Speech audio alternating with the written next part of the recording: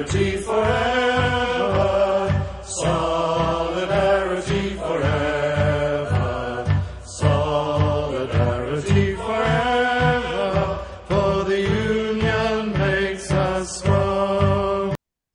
Let me start by making a couple of quick points. One is that the National Writers Union was a part of the UAW for almost 30 years, but we left in 2020 over some serious differences, but that we'll take up at another time. That's point one. So I'm not currently a UAW local president. Number two, I support the auto workers completely. I have friends and family who are walking the picket lines, and I believe that they and we deserve everything they're asking for and a lot more. And the third is that there's a certain idea that the auto industry in the U.S. auto industry has really seriously downsized. But the reality is there are still over 1 million auto workers in the U.S. What has downsized is the UAW and the level of auto workers that are organized. So the UAW has gone from 1.5 million members to 400,000 members.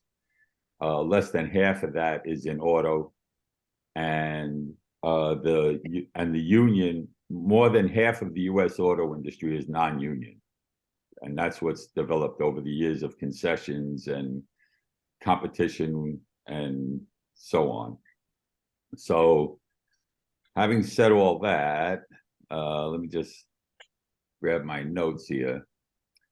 So, the strike is now in its third week, and it's being billed as an expanded strike, and it's an industry-wide strike, but it's not exactly any of that. In reality, 20% of the membership are on picket lines, 80% of the members are still working. And that includes at the most profitable plants in the country for the auto bosses. The Dodge Ram, the Ford F-150, the Chevy Silverado, those factories are still working. And the 38 parts distribution centers that got called out last week, they only serve the dealerships. And so that has really had no effect on production at all. And in total, those 38 parts distribution centers, reflect probably about 6,000 workers. They're relatively small shops. Last week, trying to bolster his sagging campaign, Joe Biden spent about literally 2 minutes on a GM picket line. And if it was 2 minutes, it was a lot, seriously. And meanwhile, his labor secretary, Julie Su, has been basically assigned to Michigan to try and settle the strike, make sure it doesn't spread, keep it within certain guidelines. I would say probably at best, the best thing you could say, and I'm not sure it's true, is that Biden is trying to arrange for a soft landing for auto workers, because this probably is not going to have a very happy ending. He calls himself the most pro-union president ever, yet he was one of the architects of the 2008 bailout of the industry and the banks. And since in the past decade, based on that bailout, the auto bosses have made $250 billion in profits, while auto workers have seen their real wages drop by 20%. And so, and also,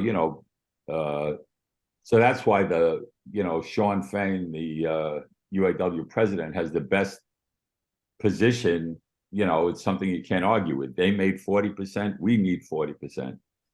And it's gotten a lot of public support, that outlook. But Biden also recently forced a national contract on railroad workers that they had overwhelmingly rejected. And also he's got to try and make sure that industrial workers, the railroad, auto, UPS, and many others are kind of in line as the U.S. Government escalates its proxy war with Russia in Ukraine and also prepares for a possible conflict in China. The last thing they want is a strike wave in the midst of all that. So while the UAW leadership and the corporate media have really focused everybody's attention, the workers' attention and our attention on wages and restoring past concessions, and all of that is very important. But the main underlying issue is the transition of the industry to electric vehicles. And that's already underway. And that's where the US bosses find themselves trying to play catch up to Tesla and to China, who's the #1 producer of EVs in the world. A Hyundai EV factory will soon be operating in Georgia. So, like I said, the UAW already represents less than half of the auto industry, but the transition from gasoline engines to EVs is going to cost thousands, tens of thousands of jobs. And as the auto industry is still kind of a central component of the whole U.S. economy, it has a ripple effect. I think 1 in every 10 jobs in the U.S. is somehow related to auto.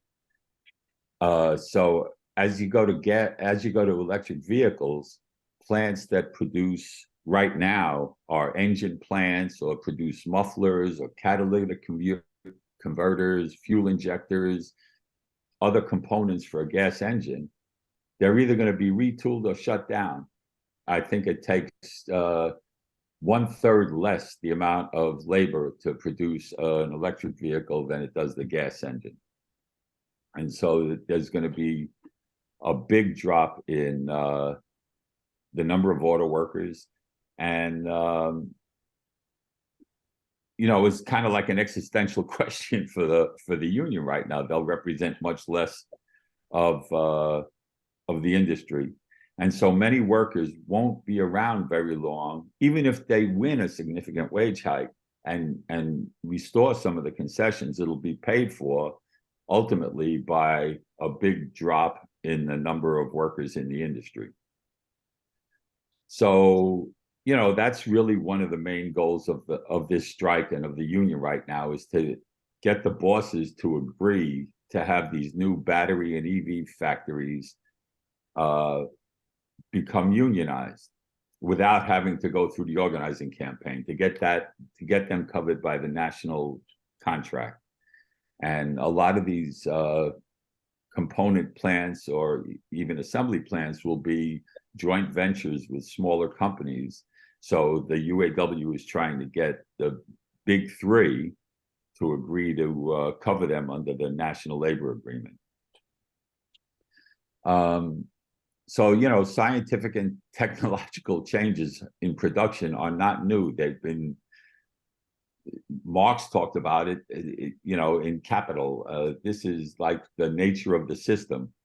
And it's especially true in the auto industry.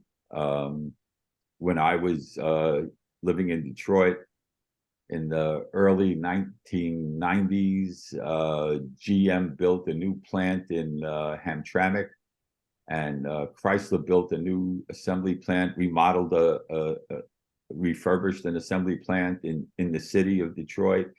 And together they closed more than 13 factories because these plants were highly automated and robotics became the thing. So this is the next step beyond robotics. And that these things always reshape production. The problem isn't science or technology. The problem is who controls it and ultimately who runs society. These advances can either serve the profits of the billionaires, which they do under this system, or we could eliminate the billionaires and have a system run by workers where science and technology actually serve the needs of the masses. And that's really, I think, kind of like the underlying story here. And just in terms of what we can do, I don't know what the facilities are in California. You all know better than I do. But I would say if you can get out to a picket line, whether it's a parts distribution center or whatever, go, offer some solidarity, but really have a discussion within DSA, within the broader labor committee, on what are the real issues here. Because I think we're getting a lot of smoke from the corporate media and from Solidarity House.